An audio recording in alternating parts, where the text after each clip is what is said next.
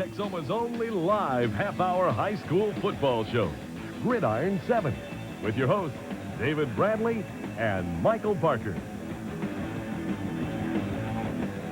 Hi, folks. Good evening. Welcome to Gridiron 7, the playoff edition. When are you through from here till December? Except for us, of course. We'll be here through November 28th, and even if by some incredible twist of fate, the no area teams are still in the playoffs. So for our sake and yours, cheer, cheer for the old school, or Gridiron 7 will turn into the Dave Show.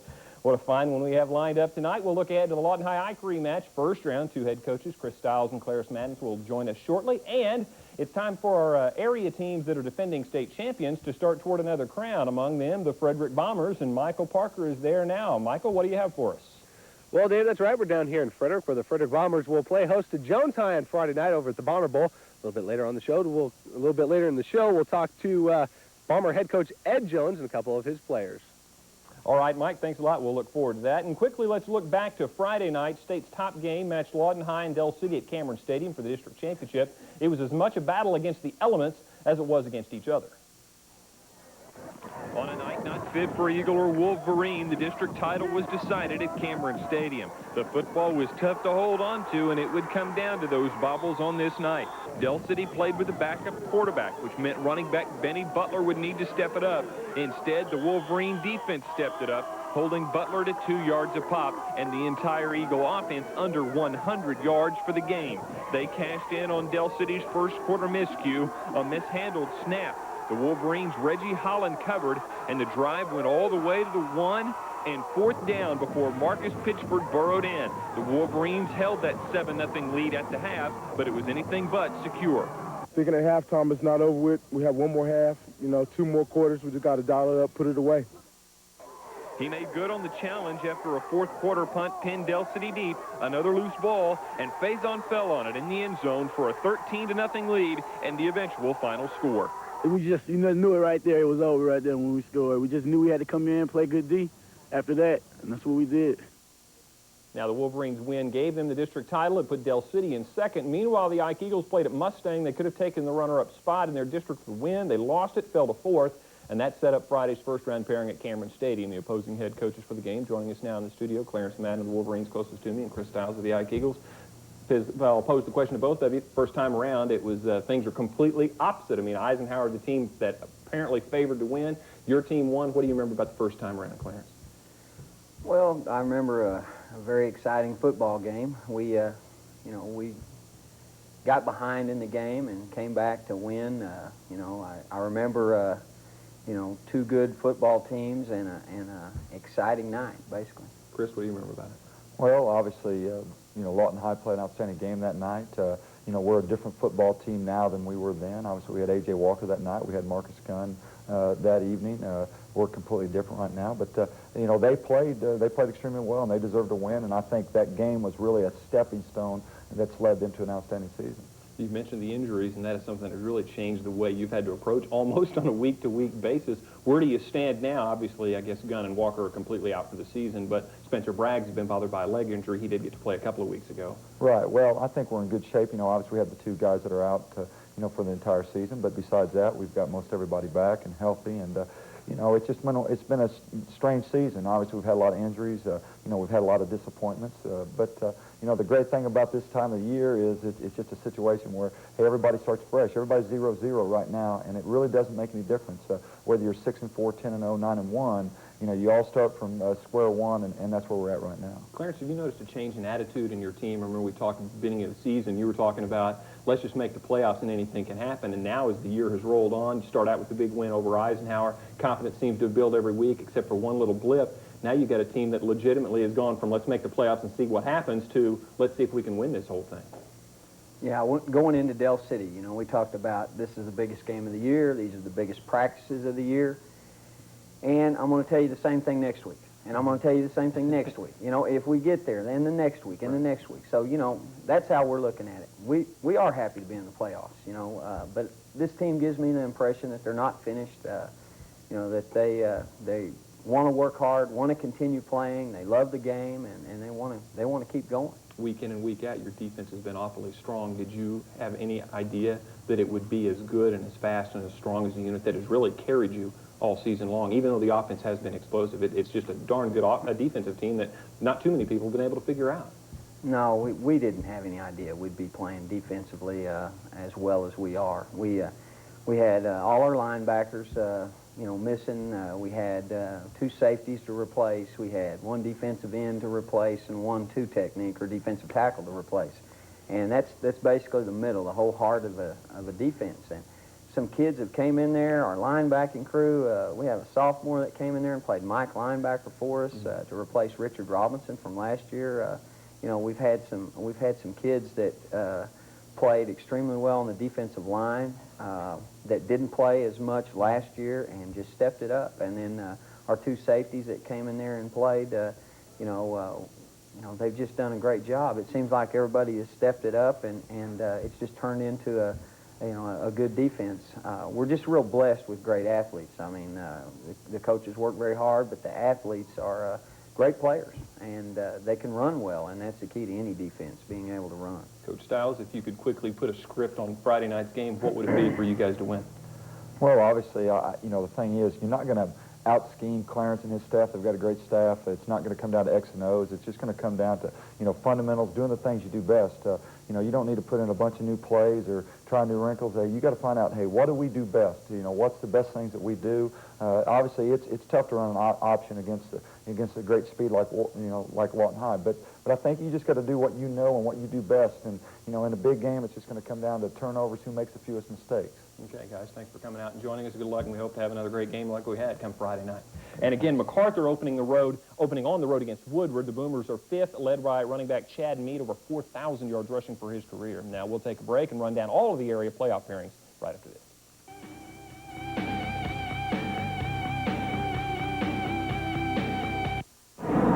It's an outrage. The Inhofe campaign has flown a suspected political criminal out of the U.S.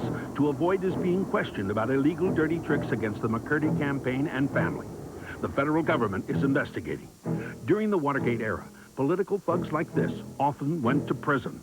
The Tulsa World says the campaign tactics of the big lie and now dirty tricks are not accidents. They are the expressions of the character of Jim Inhofe.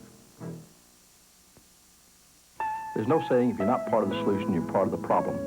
The 2 political parties have become part of the problem, with the partisan bickering, their gridlock, and the political scandals. We must put people above the party.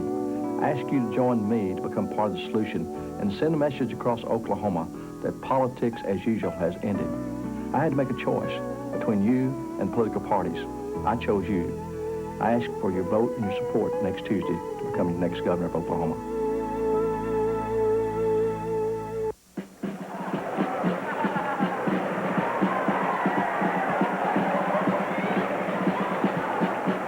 Bill Clinton will change this nation.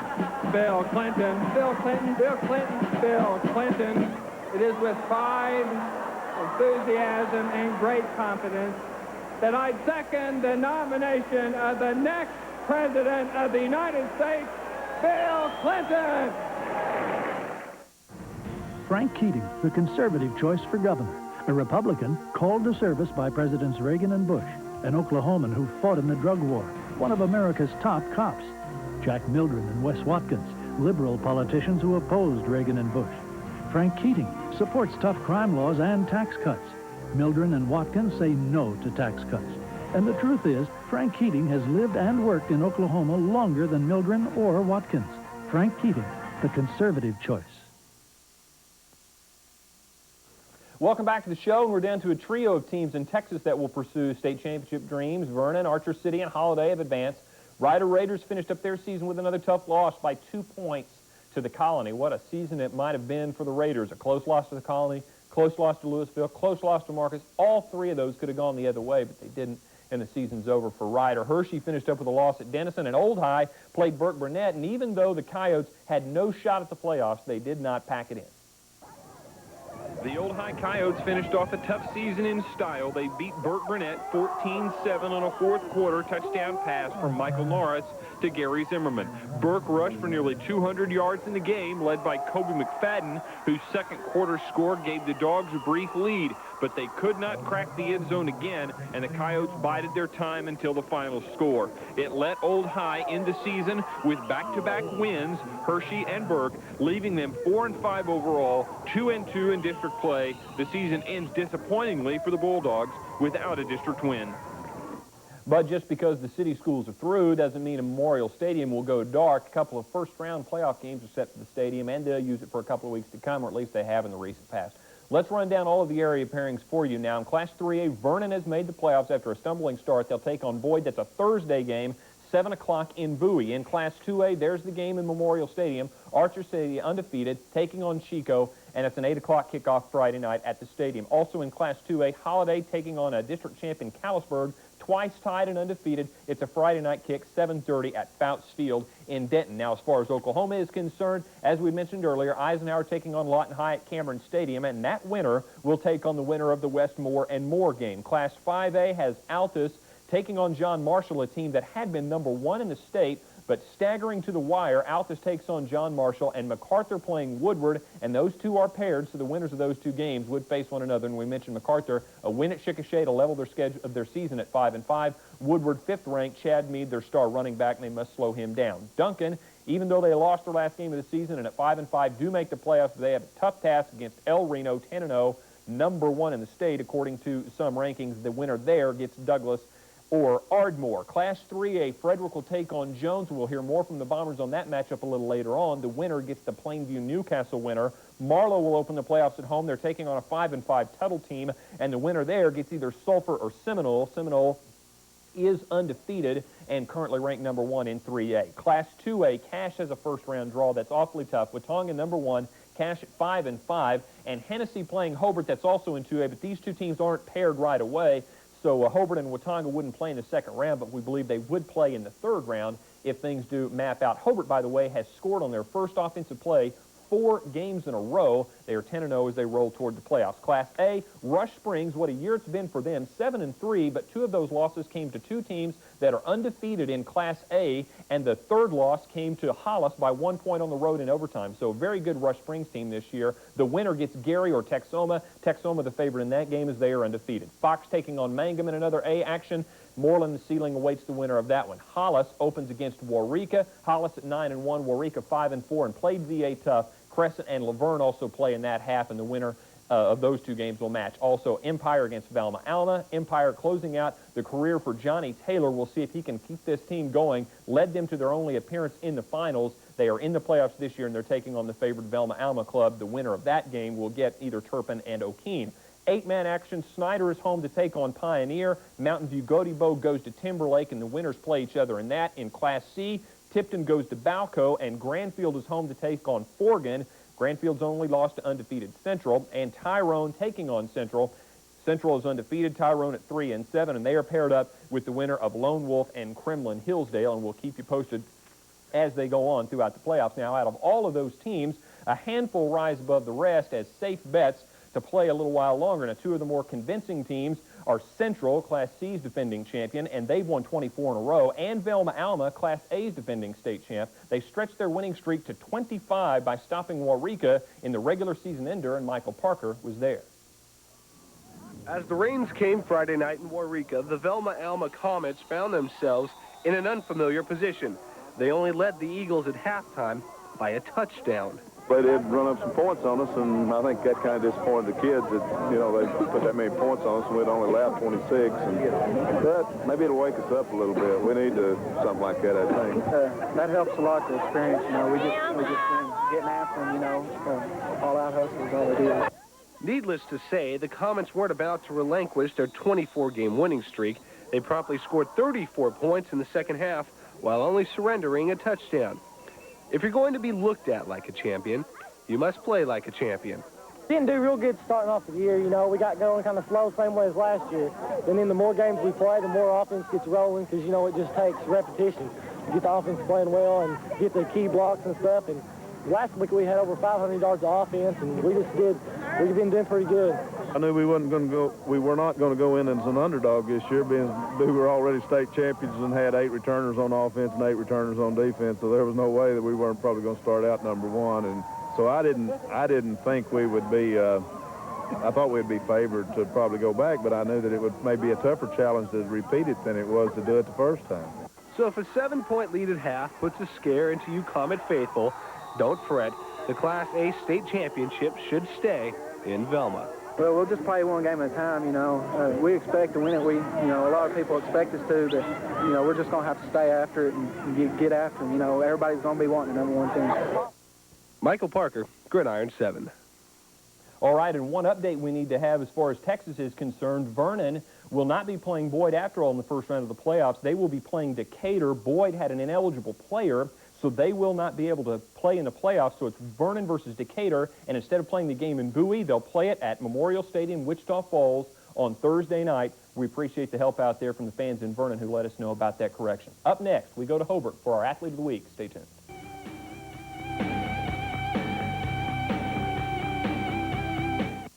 Judge Alan McCall has built his life on the principles of justice.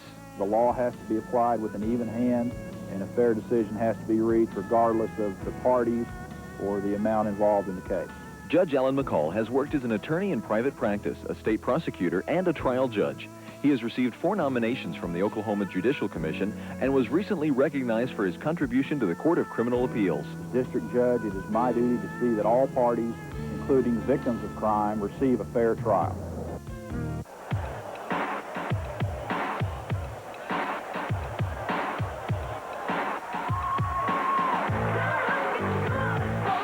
You're one of the best running backs of all time. You're the youngest player ever to be elected into the Hall of Fame. Hey, where do you go from there? You model! Palm Beach Blazer of Champions. Some guys never lose it. Available exclusively at Edwards Menswear, 405C Avenue, downtown Lawton. Now some straight talk from David Perryman. Oklahoma's 4th District is a special place, and I share the people's concern about the issues facing us. I'm asking you to send me to Congress not to seek the Democratic or Republican answer, but to seek the right answer, and to preserve the traditional values we share as Americans and as Oklahomans. Before voting, I urge you to consider the character of the candidates. While issues may change, character never will.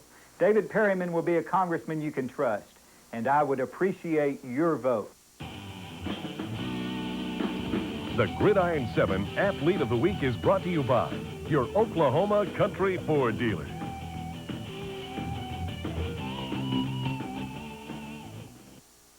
Hey, you want some dirt on Ford trucks? Well, here it is. Not only are they the best-selling trucks in America, they're the best-selling trucks in Oklahoma. And right now, during Ford's Leadership Drive, you can get low 2.9 financing on a special allocation of F-150s. The truck with more torque than Chevy and more horsepower than Dodge. Or lease a Ranger for just $199 a month. Save big on every Ford truck in stock. So if you want a truck that kicks dirt all over the competition, see the Truck Authority during Ford's Leadership Drive now.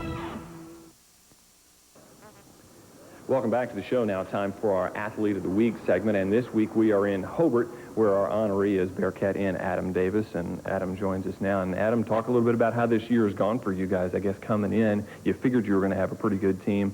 At best, you're going to have 1 loss when this season is over with and possibly undefeated. Did you dream that it could be as good as it is? Yeah, well, we always think when we go on the field that we're going to win. And we just go out there and give it all we got, play 4 quarters, and when we come out, we usually on top. Has it been a tough year for you, or have things come pretty easy sometimes whenever a guy like you lines up? You're going to draw a lot of attention on the defensive side of the football, and talking to some other players who have been kind of highly regarded, everybody knows they're going to have to block you and take care of you on that defensive side of the football. How's this year been going for you?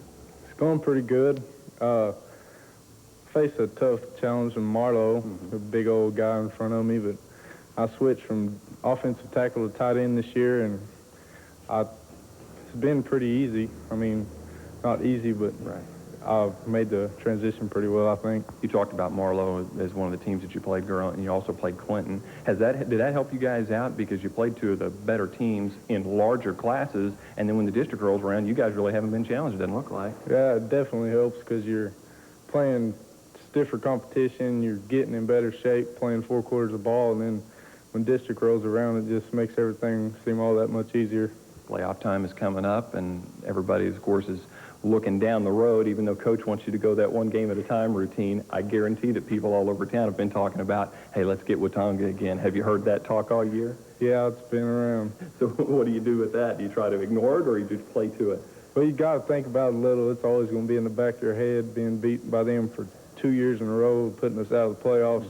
You think about it a little, but you just try to take it one game at a time. All right. Adam Davis is our honoree this week for our Gridiron 7 Athlete of the Week. And now let me bring in Red Johnson of Johnson Ford here in Hobart for our plaque presentation. Mr. Johnson?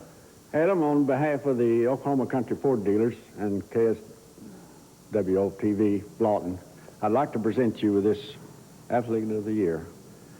And I'm sure it's well-deserved, and you worked hard for it. So on behalf of the dealers, I would like you to have that. Thank you. All right, and we will continue with more of Gridiron 7 right after this. You know, I gotta laugh when I hear Dodge and Chevy trying to badmouth Ford trucks.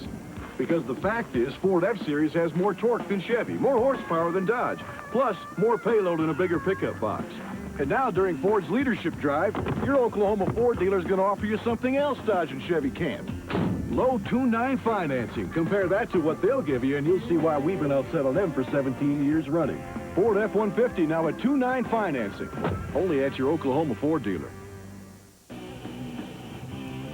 The Gridiron 7 Athlete of the Week has been brought to you by your Oklahoma Country Ford dealers.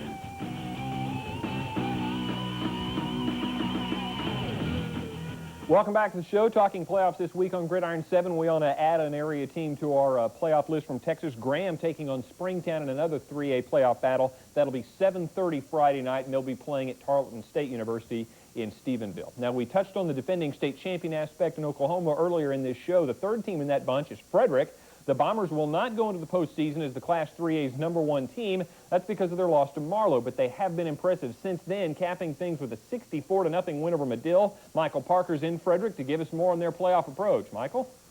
Well, Dave, that's right. They got a big game against Jones High School. And with me tonight, Frederick's head coach Ed Jones and a couple of the players, Ryan Ben and Chad Stone. And, Coach, we'll go ahead and start with you. The Marlow game, your only loss of the season, was that a positive or a negative to this team in your mind? Well, I think you could take it both ways, but definitely I think since that time it has been very positive for us because they kind of woke us up. They got us playing better defense than what we had earlier in the year, and sometimes teams just need to have a wake-up call, and that was ours. We played extremely well since that time. What about Friday night's game? Do you know a lot about Jones High? They're 6-4. You guys 9-1. It should be a game. How will you prepare for them this week? Well, we've got to prepare for a lot of speed. They bring to Frederick a state championship 400-meter relay team, and that plays on their football team. So we're going to have to tighten up and be able to force hard on the corners. They like to run some sweeps, and they run some misdirection to try to get that speed on your corners. So we're going to have to play real tight defense, which that's what woke us up at Marlow. So hopefully we'll be prepared for this one. Okay, Coach, we've also got Ryan Ben, one of the star running backs for the Bombers. And, Ryan, what about playing at the Bomber Bowl? It's a nice, comfortable place for you guys to go in and play first round of the playoffs. Well, during the playoffs, we like to play at home. You see, we think we have an advantage when we play them at home because we get the support from our fans, which help us build up for the game. And then we just, get out and play the best we can. You guys expecting a big crowd out there, I'm sure. Yes, we get a big crowd week in and week out. And so I don't think things have changed this week. All right, Chad, and what about you, the defense? Now, in the offense, Ryan and Kevin Eisen, they put over 3,000 yards, all-purpose yards so far this year. But the defense, you guys struggled a little bit in the Marlow game, not too much. So what about the defense? Are they underrated? Well, Coach Jones always says that offense wins games and defense wins championships. And I think ever since the Marlow game, we've kind of had a wake-up call, just like Coach Jones said. And I think there's only been 2 scores that has been made on our starting defense since then, and we scored at least 35 points in every game. So I think our defense is underrated because I think it's come into its own. What about either of you? What about the playoffs, the future games, second round, third round, fourth round? Are you guys looking to that, or are you just going to stick with game one? We're just looking one at a time. And if we make it to the next round, then we'll concentrate on that game. But we're just going one at a time. All right, I want to wish the Bombers good luck on Friday night against Jones High. Dave, it should be a great game, and you keep sending me to these cold places. You know, I want to come back to the studio. It'll get colder before it gets warmer, I'm telling you that right now. Next week, we've got a game somewhere in upper North Dakota, I think, so get ready for that. I'm sure you'll send it to me. I was at the Wairika game, foot ankle deep of water that whole time. So. Well, I'm going to keep you out there a little while longer because we still have pick'ems to come, and that will come right after we take this final timeout. Stay tuned.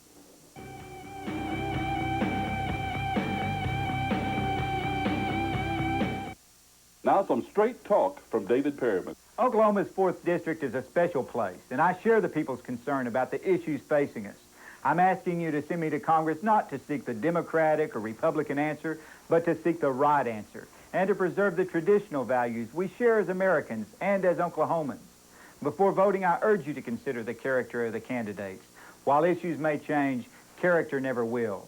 David Perryman will be a congressman you can trust, and I would appreciate your vote. Their power is crumbling. The Clinton Democrats. Now they're lying about Republicans. To hide their record. After promising a middle-class tax cut, they raised taxes. Even on senior citizens. They promised us a tax cut, but then they conned us. Their welfare reform plan will increase spending billions. The Democrats' answer to welfare just means billions in more spending. They failed at a government takeover of our health care system. The Democrats want to run health care, but they can't even run Washington. Fed up, change the Clinton Congress. I just don't trust Bill Clinton. George W. Bush says his business experience qualifies him to be governor. Bush's record, $371 million in business losses. An SEC investigation that fails to clear him. Ann Richards created more new jobs than any other state, 3 years in a row. Building prisons, cutting parole, produced a $2.2 billion budget surplus with no income tax. George W. Bush or Ann Richards? Who best to run a business called Texas? And welcome back to Gridiron 7. David Bradley and Micah Parker joining us live from just outside of Frederick High School. And it's time now to take a look at this week's games. And here's what happened last week as far as the pick'ems are concerned. Dave went 3-1, Parker 2-2. So the lead is widening now, as we see for the season.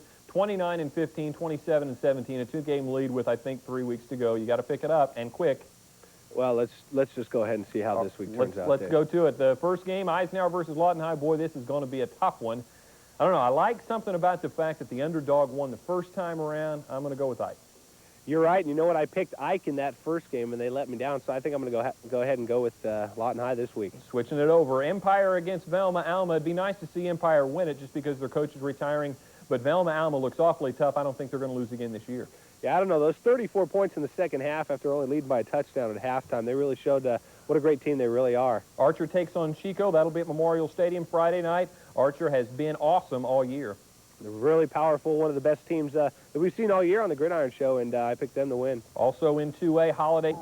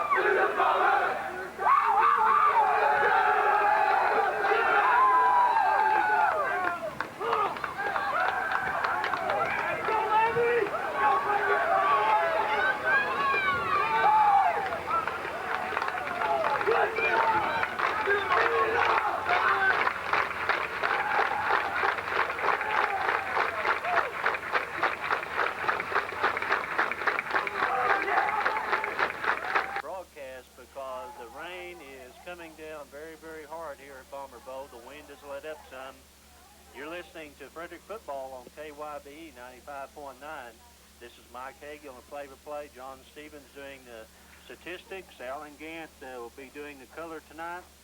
Joe Hilburn helping us here with the technical work at the Bomber Bowl. Tony Massett has gone down and talked to the referees and got in his production for the night. Cheryl Kidd back in the studio.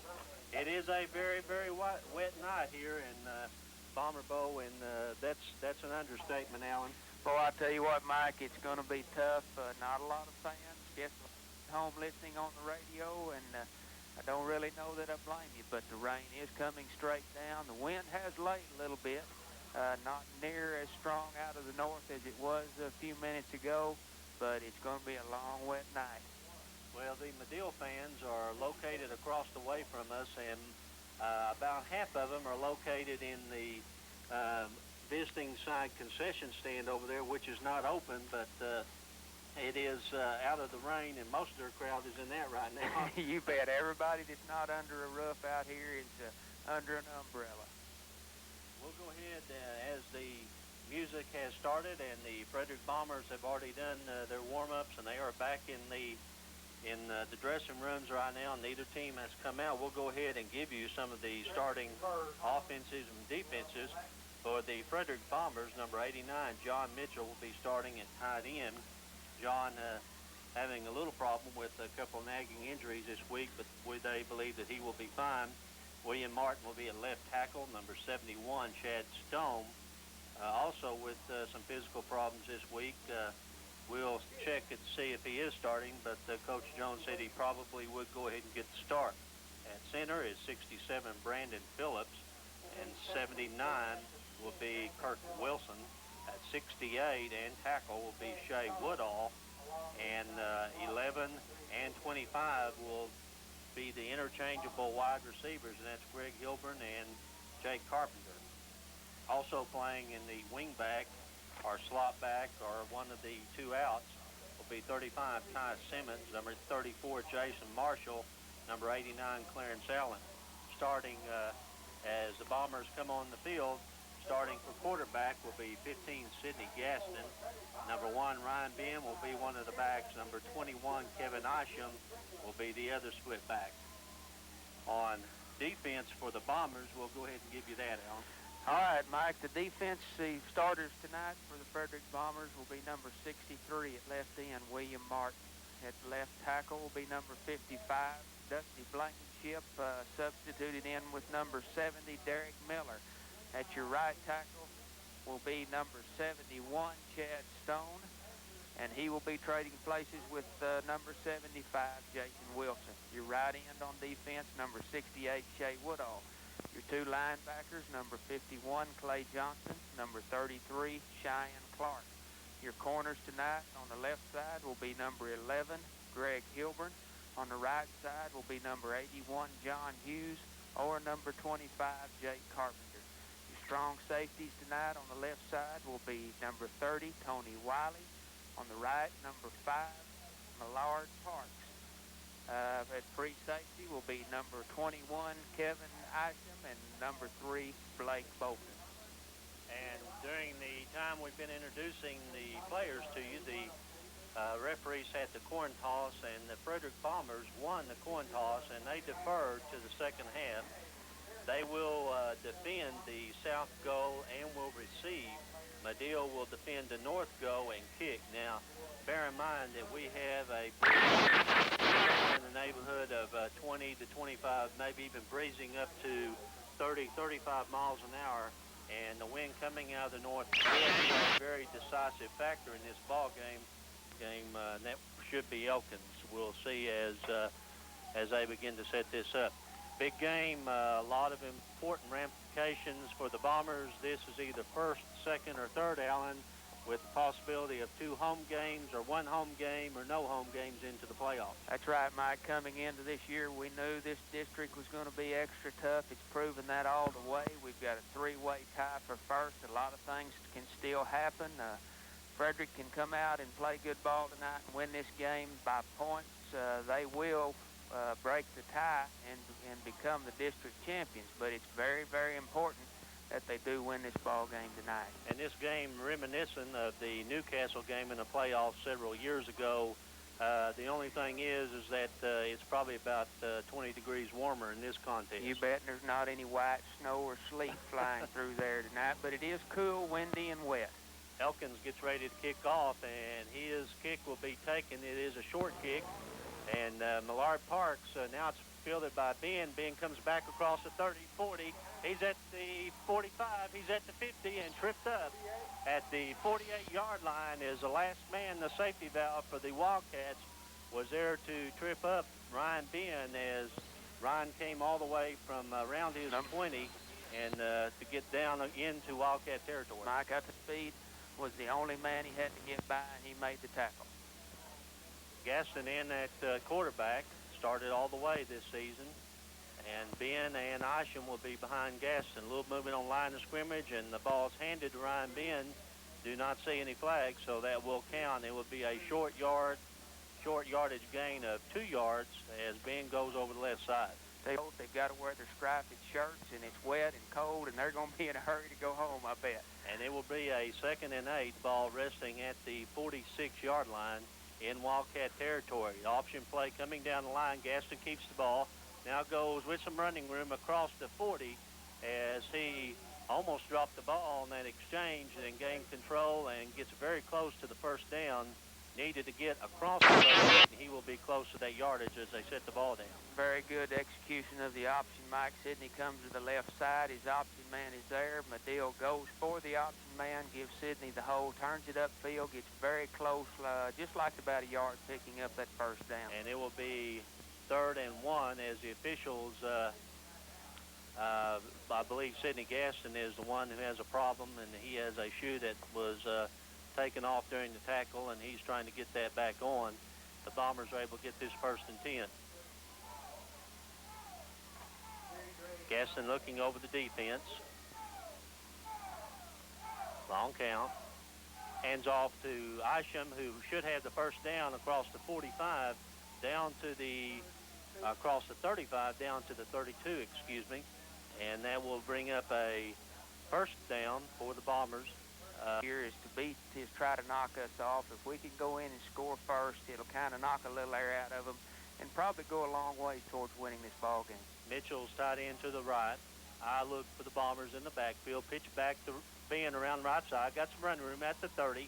Goes across the 25 down to around the 22-yard line.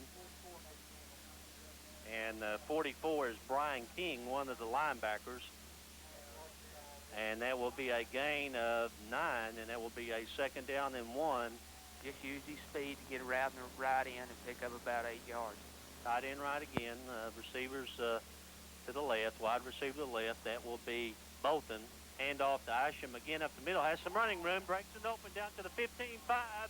And all the way down to the 3, or we'll see where they mark it, possibly even the 2-yard line, as that was just a quick handoff, and Rocket Isham goes all the way down to about the 2-yard line, very close, almost got in there for a touchdown. I'll tell you what, up the middle and runs over people, gets the ball down to about the 2-yard line. And credit that offensive line in there for opening those holes. It'd be 1st and goal, the ball at the 2, and there's the option play to Ben, and he fumbles it, and it will be recovered by the Wildcats back around the 9-yard line, and that was... it didn't seem that the ball was going to be pitched. I don't think Ryan Ben was ready for it, and he pitched the ball back, and the Bombers, very, very big play for the Wildcats. Boy, I tell you what, Mike, that is not what the Bombers needed to have happen. They needed to get that ball into the end zone.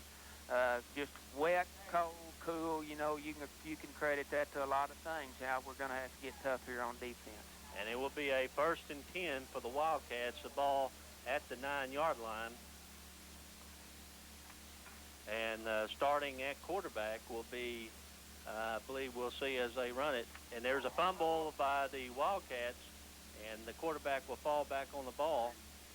And that will be Jason Branch, who is the backup quarterback. As we said in the pregame, Derek Hamilton is up a 2nd and 14, and the Bombers sure like to hold here. Miller in the ball game for the Bombers at that defensive guard. And Number 3, a long count as they're taking a long time, and Branch hands off to the big tailback, and that's Danny Jones. And Jones will go over the left side for short yardage as he's met by a host of Bombers. I'll tell you what, Mike, Bomber defense really doing a fine job. They're driving into that line, getting right in the backfield with the Madill players, and doing an excellent job on penalties. And they're one of their big receivers is Boo Jordan, or they try to do some type of draw. And Jason Branch is at quarterback. Jones and King behind him in the backfield with an eye look. As he takes a long count, Branch goes back on the draw play, and that will be stopped. Danny Jones will be stopped for no gain or little gain, as the Bombers were ready for the draw play. As we said, that's be a loss of 1. That's one of those situations where Madill was, I think, a little hesitant to throw out their end zone. I'll tell you what, they are coming off that ball about as hard as I've seen them all year. And back to kick is number 18.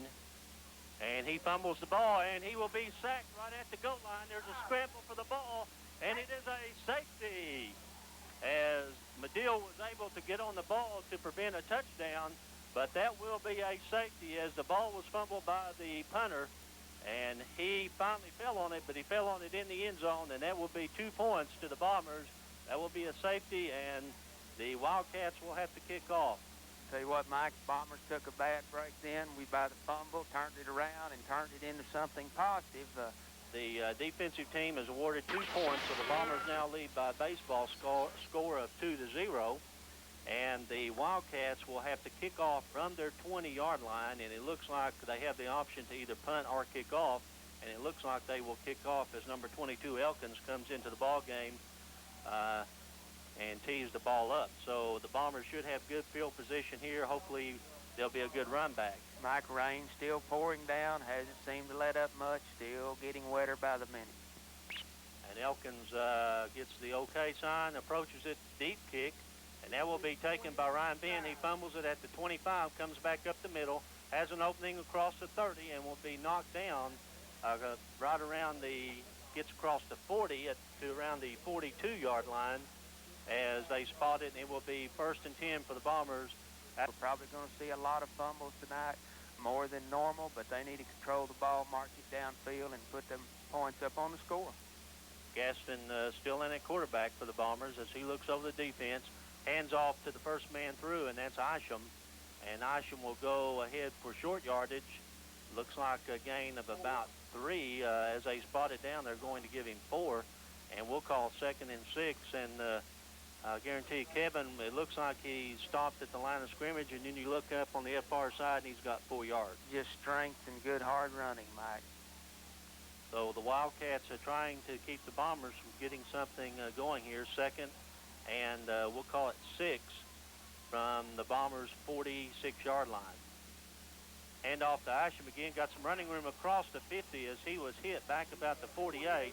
Stayed on his feet and went across the 50 down to the other 48-yard line, a gain of 5, and that will be very close to the first down. We'll see where they spot it, and it still will be a true 5-yard gain and a yard short, 3rd and 1. Very close, Mike. The Bombers on the sideline tonight, if you've noticed, are wearing their new sideline jackets. Here not long ago, a lot of the Tillman County truckers got together, donated quite a bit of money for these, and boys, if you're out there listening tonight, whoever you are, I guess you know who gave money. We sure appreciate it, and I know those boys do tonight. And they are put to good use tonight as the rain is coming down very hard here in the Bomber Bowl. Bombers have it, 3rd and 1. The ball, right at the 48-yard line, hand off to Isham as he struggles ahead, tried to go outside and saw an opening back to the right side, and gets down to the 46-yard line, which should be enough for the first down. And they do move the chain. Started to the outside, Mike. Saw that little crease. Turn. Team 285, 275, 197, 170 on that front. Again, if they were in another district, they would be playoff bound. And there's the option play. Thought for a minute that the ball had been dropped, but Gaston pulled the ball back out and then kind of rolled his back through, and that was Ben, and was able to get ahead for about a 2-yard gain. They're trying to bringing it in and out every play. Things that's happening right now is the Madill is stacking the inside, trying to prevent those quick openers the Bombers have been famous for, and that's why the option they've been trying to run. The handoff to Ben has some running room across the 35, down to the 30, down to the 20, to the 15, down at the 5, and he stays in bounds. Touchdown, Ryan Ben. And Mac, I will tell you, Ryan did an excellent job. Had one man to beat right at the end. Stiff-armed him, fought him off, tiptoed down the sidelines, goes into the end zone for the touchdown. Excellent job by Ryan Ben. And that will be a 44-yard gallop by Ryan Ben as he electrifies, and we still have a very good crowd here, even though it's raining very hard. And the Bombers will go up 8-0, and they will attempt to try to go for 2 on this. I think they believe that it will be real hard to kick an extra point in this weather, so you'll probably see a lot of 2-point conversions tonight.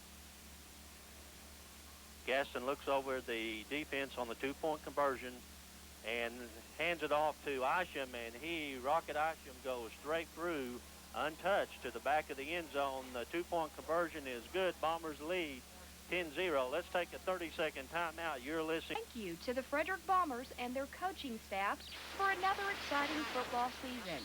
Conversion after a 2-point safety earlier on the Wildcats' first drive. They lead 10-0 with 3:48 left to go in this first quarter. I can tell you what, there was some concern coming in here tonight that, you know, the Bombers may take this game a little bit lightly. Just couldn't hardly tell really how the kids would get up for this game. But I'm going to tell you, up to this point, they have played some excellent ball. And the coaches, a little worried about them. The Madill coaches were worried because they were 2 yards away from probably defeating the Plainview Indians last week, and with a minute to go. So they were very disappointed. That defeat of the Plainview Indians could have set them up for a possible chance of the playoff. But they're playing for pride tonight, and in case you're wondering, it is still raining very hard. The wind is gusting about 20 to 25 miles an hour. When the wind goes down, it rains harder, and when it quits raining, the wind comes up. So I don't know which one you want. It doesn't matter. We're going to take what we get out here, and the Bombers leading 10-0, 3:48 as they prepare to kick off. Blake Bolton will be doing the kicking for the Bombers, and we'll see if how far he's able to boot that thing down the field. And that is a very, very high kick that, almost fielded by one of the Bombers at the 30-yard line. That was a pop fly, and Madill did not field it, but one of the Bombers had a chance at it right at the out-of-bounds marker, but it goes out of bounds, and Madill Wildcats will have it, I believe, probably up at the 35 or 40-yard line. They can re-kick. We'll see what they want to do. Right, Mike, what the Bombers will try to do tonight, number 25, Boo Jordan, who plays back deep on those kickoffs for Madill, has returned several kickoffs this year for touchdowns, had some excellent runs. He's a very quick young man. Kickoff, since it went out of bounds, the Madill Wildcats will have it at the 35-yard line, and it'll be 1st and 10 for the Wildcats there as they are heading toward the south end zone, wind at their back here in this first quarter, trailing 10-0. They go back to pass immediately, and it's intended for the tight end. That's number 82, Brian Deaver. And Deaver on a little slant pattern, it falls incomplete. There to defend was Blake Bolton. Right, Mike, good play call there. And Jason Branch is the quarterback in there, starting on this offensive series. Branch and Hamilton will be interchanging there. King and Jones in the backfield. Branch goes back to pass. Check that's Hamilton. Hamilton throws a deep pass that looks more like a punt intended for Jordan. Boo Jordan down to the 30-yard line, and Allen, that thing floated kind of like a duck. Right, Mike. That's number 3, Mr. Branch, Jason Branch. It was their starting quarterback early in the however, on a wet night, that's the problem. That was the number 25, Boo Jordan, that they like to throw to.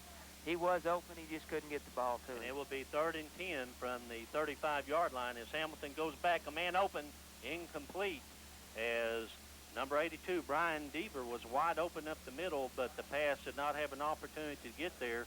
and falls at his feet, and it will bring up a 4th down. I do see a flag on the far side of the field, and we'll read that. And boy, I tell you what, Mike, those Madill receivers are getting open.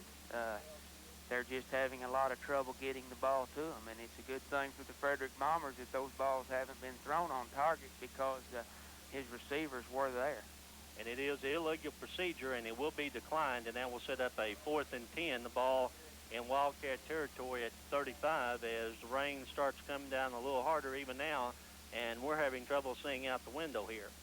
But the Wildcats will punt, and it's almost blocked, but a good punt taken by Ryan Ben at his 25-yard line, and that was Hamilton who did the punting, and credit him, Alan, with a very, very good punt in these conditions. You bet he was on. That's one of those things, if you don't fair catch it, it might roll to the end zone and not like tonight.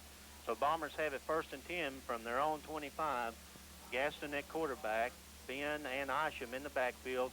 There's a handoff to Ryan Ben. He has an opening at the 35, and we'll get across the 35 down to the 37 and a half. And he was one man from racing all the way down the right sideline for another touchdown. Going out to him, but he did pick up that 1st down. And I was looking at the yard markers because I expected him to go all the way then, but it will be a good for the 1st and 10. The ball resting at the 37.5-yard line. Hand off to Ryan Ben again as he crosses the 40-yard line and gets down around the 43, and that will be good for about a 5-yard gain. Brings up a 2nd and 5. Bombers out that we're looking through raindrops now, but Alan, it's better than being down there in it. I can guarantee it. It'll be a 2nd and 5. The ball at the Bombers 43. Handoff to Isham. Got some running room up the middle as he will be able to get the 1st down as he crosses the 49, and the ball should rest right on the 50, and that will be enough as Isham came throwing through and actually hit a couple of the Bombers as they were blocking for him. By the offensive line, getting that penetration, giving him that little crease to get started, and good run there by Kevin Isham. And Stone is in there with a cast on his arm. We had alluded to it had some problems earlier in the week. And also in there is, I believe, number 51, Clay Johnson, playing some guard. So this offensive line has done very well so far against the actually the larger Wildcat line from Madill. Gaston looks over the defense and hands the ball up to Kevin Isham. He has some opening at the 40, across the 40, down to 35, and very close to the 30-yard line. We'll call it inside the 31-yard line as he broke through the opening and just followed his blockers for 4 or 5 yards for the over 2 on a couple of Madill players. An excellent run. And Hilburn and Blake Bolton go to the right side of the field, tight end left for the Bombers. And comes back to the left. That's Ryan Ben, who looked, it appeared he had an opening around the left side, but the blocker slid outside, or he probably would have been able to cut that back inside. But it will be a short gain of 1, and that's they haven't been able to stop the Bombers very often, but they did right there waiting on him. Clarence Allen goes out to the right. Marshall split to the left, tight end to the right, split backs in the backfield. Hand off to Ryan Ben, has some running room, down across the 25, cuts out to the 20, 15, 10, 5. Put it in the books. Ryan Ben scores.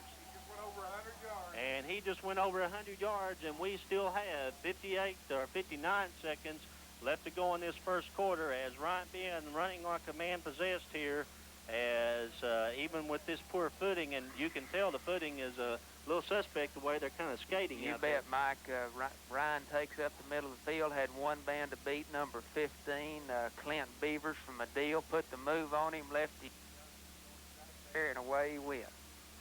And the Bombers will have a try 2-point conversion, and once again we said it's so wet it's hard, would be hard to try to kick one, and they hand it off on the very same play they did a minute ago to Kevin Isham, and we assume it's Kevin Isham because all we can see is the raindrops on the wind. But on the wind, first quarter are leading 18-0. We'll take a 30-second timeout. You're listening to KYB 95.9 Frederick. Needed to do tonight, they needed to come out, take command, take some of the air out of Madill's sails, show them that they were here to play ball tonight, not let Madill think that they were capable of coming in and staying in the game all 4 quarters, and they have done an excellent job up to right now. And the wind may have died just a little bit, but the rain has not let up, maybe even a little harder, as it is really pouring. Blake Bolton, with 59 seconds left, kicks deep this time, and that will be taken by Boo Jordan at the 15-yard line, comes up the middle, cuts to the outside, has some running room, and now will be tackled by a host of Bombers back to the 30-yard line. Looked like he stepped out of a tackle, but then several other Bombers were there to haul him down. Mike, good defensive job there by the kickoff coverage team. They got in there very quickly. However, I think you could see some of the talents of that young number 25. Very, very difficult to keep the footballs in any type of a dry status. Officials trying to do a good job, as the Madill will have it 1st and 10 from their own 31 in their end of the field here late in the first quarter. And they hand off to the fullback, and that will be King. And King will get very short yardage, as Jason Branch had come back in at the quarterback slot. And as it ends up, they'll give him 3, and it'll be a 2nd and 7. Right, holding their ground, staying right on that line, and not giving up much yardage. And it's the end of the first quarter. Bombers leading 18-0. Let's take a minute timeout. You're listening to KYB 95.9 Frederick. We're back live, and it's the start of the second quarter at Bomber Bowl. The Bombers are leading 18-0. The Wildcats have possession of the football at their own 34-yard line. And it will be a 2nd and 7 as Branch looks over the defense, hands off to the big fullback, and that's tailback, that's Danny Jones, number 45, and he will get across the line of scrimmage for a gain of 1, and we'll call it 3rd and 6. See what, Mike, good job then by number 3. That the Bombers have faced this season, as they're trying to grind it out on this wet field, as Madill Wildcats on a 3rd and 6 with the wind in their face have to get about the 42-yard line. There's a handoff to the tailback again, and there's a fumble on the play, and it appears that the Bombers may have recovered it. We'll see. And they did, Mike. And they recover it back on the 32-yard line. Handoff to the big tailback, Danny Jones, and he was hit immediately, and the Bombers will have it again at point-blank range. Umbrella, I realize you can't sit that close together, but we've got an excellent crowd out here on a wet night. Shea Woodall with that recovery, 1st and 10 with the Bombers, and they hand it off to Ryan Ben. He has some running room at the 30, at the 20, and he carries a Wildcat with him about 5 yards, and that will be good for the first down as he crosses the 20-yard line, or the ball will be spotted right at the 20-yard line, and it will be 1st and 10 for the Bombers. Mike, a Wildcat that he had hanging on his back that he carried that 5 yards. And Ryan Ben has come back healthy, and really, Alan, he just gotten healthy the last couple of weeks. And hand off to Kevin Isham. He has some running room up the middle, crosses back across to the 15, to the 10-5 touchdown, as he broke to the right, back to the left, back to the right, back to the left, and end up into the end zone, breaking several tackles. And Kevin Isham shows what he can do there as he goes from the 20 all the way to the end zone. It's 24-0 on that 20-yard run. Mike, you have got to be impressed with the Bombers tonight. You know, I realize it's wet, but I'm not sure even on offense and defense on both sides of the ball, the Bomber line is playing as well as they have played all year long tonight. And the Bombers will go for 2 again. As we said before, kicking very, very difficult in this weather as they line up for the 2-point conversion. And Gaston will take the quarterback sneak, and they finally say, yes, he's in, as Gaston took the quarterback sneak, and the officials did not give any indication for about 15 seconds or so but Gaston does get into the end zone on the 2-point, and the Bombers have a 26-0 lead with 10:33 left to go in the second quarter. Let's take a 30-second timeout. You're listening to KYB 95.9 Frederick. Blake Bolton has the ball teed up at his 40, and back deep for the Wildcats will be Elkins and Boo Jordan. They kick the deep onside kick, and it will hit at the 20-yard line, and is taken on a reverse to Boo Jordan. He has some running room and comes across the 25, still on his feet at the 30, at the 40, and will be knocked out of bounds across the 50 down to the 45 as they ran a reverse to Boo Jordan. And Jordan had some running room, and showing why he has been such a factor for the Madill Wildcats this season. See what, Mike? They waited. They sucked everybody right inside, did the little reverse. He gets outside, nobody there for about 30 or 40 yards. Bomber. They return it all the way to the 49-yard line. Or excuse me, that will be the 45-yard line in Bomber territory. The 1st and 10 for the Wildcats as quarterback looks over the line and hands it off to the fullback, and there is a fumble on the play. We'll see, read it. It looks like the fullback may have gotten it back, and indeed he did. That's King, as it looked like possibly that the tailback and both the fullback were slipping, and 45. That's Jason Branch in at quarterback for the Wildcats as they've been alternating the quarterbacks.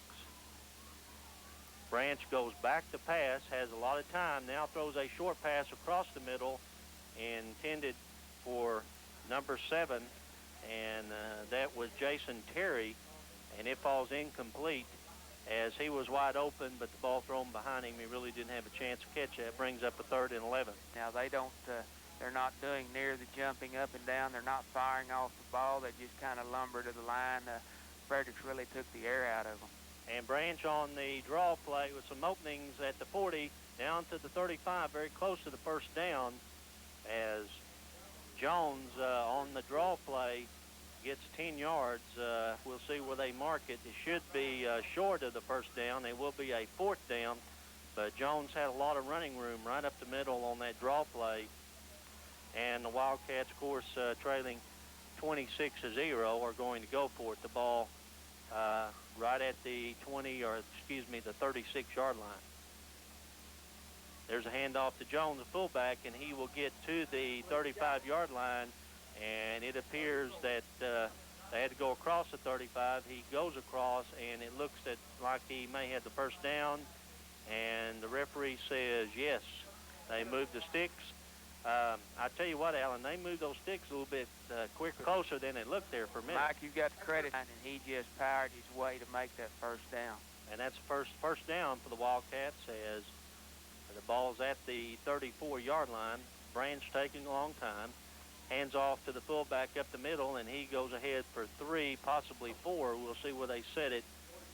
And that will be Brian King, number 44, fullback for the Wildcats. They'll give him 3, will be a 2nd and 7, and the Wildcats in 4-down territory.